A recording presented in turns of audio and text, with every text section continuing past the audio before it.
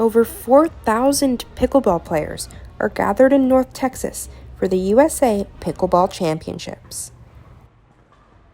Among them is professional pickleball player Colin Johns. I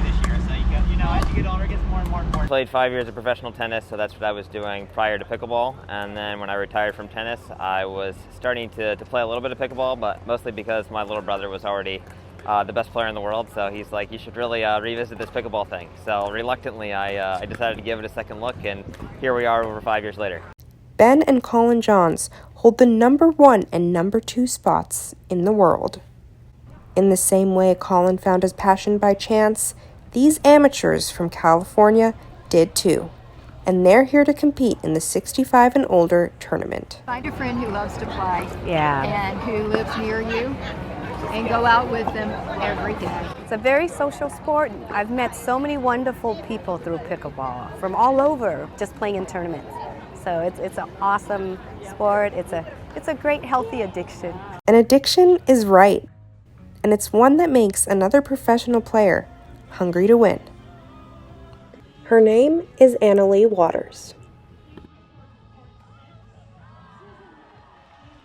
I started playing pro before the sport was bigger, so I think it's easier for me now to be number 1 because, it's not like I was going into a new sport or something like that, but it's just been amazing. Waters holds the number 1 spot in the world for both doubles and singles, maintaining a large lead above competitors.